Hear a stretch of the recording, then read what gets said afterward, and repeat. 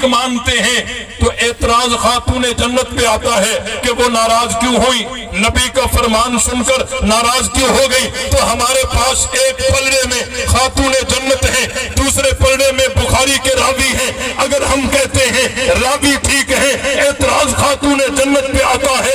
اگر ہم کہتے ہیں نہیں خاتون جنت ٹھیک ہے تو راوی کے اندازے کو غلط کرنا پڑتا ہے، اور راوی کے اندازے کو غلط کرنے سے ان کی صحاحت پہ کوئی فرق نہیں پڑتا۔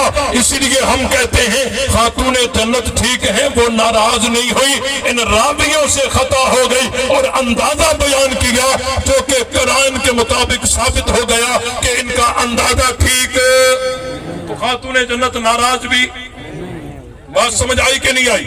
خاتون جنت ناراض بھی نہیں ہوئی ہیں۔ اور حضرت ابو بکر صدیق رضی اللہ تعالیٰ ایک مجھے کہنے لگا کہ حضرت دیکھیں دلیل حضرت فاطمہ کے پاس تھی نہیں تھی کچھ بھی تھا، حضرت ابو بکر اگر دے دیتے، اگر حضرت ابو بکر باغ فلک دے دیتے تو یہ مسئلہ ہی حل ہو جاتا۔ میں نے کہا نہیں، اگر حضرت ابو بکر باغ فلک دے دیتے تو پتہ ہے یہ کیا کہتے؟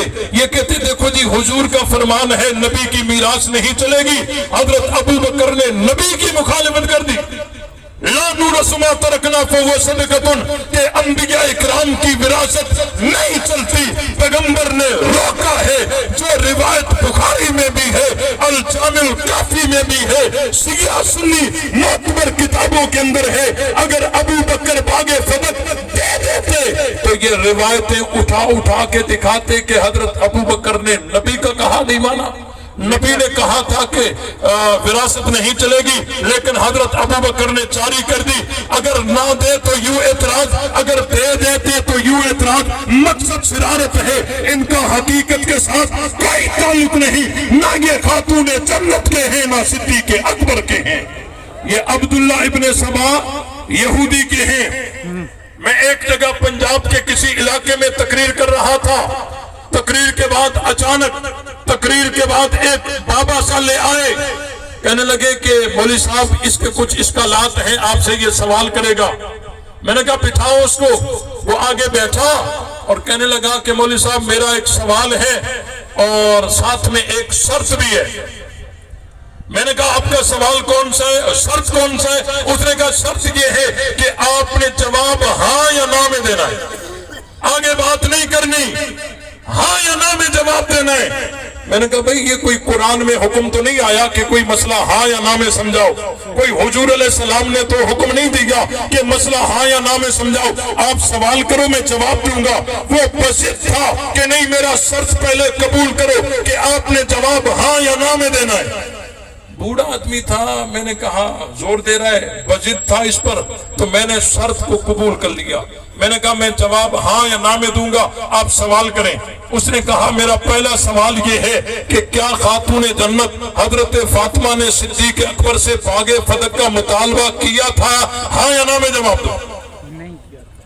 تو میں چونکہ شرط قبول کر چکا تھا، میں نے کہا جی ہاں، خاتون جنت حضرت فاطمہ نے صدیق اکبر سے باغ فدق کا مطالبہ کیا تھا۔ اس نے کہا بس اگلا سوال میرا یہ ہے کہ کیا صدیق اکبر نے پھر خاتون جنت کو باغ فدق دیا تھا؟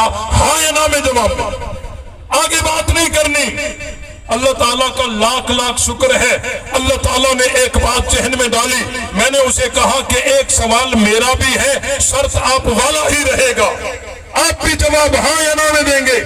اس نے کہا آپ کا سوال کون سا ہے؟ میں نے کہا میرا سوال یہ ہے کہ صلح حدیبیہ کے موقع پر حضور علیہ السلام نے حضرت علی کو حکم کیا تھا کہ رسول اللہ کا لفظ مٹا دے، ہاں یا نہ میں جواب دو۔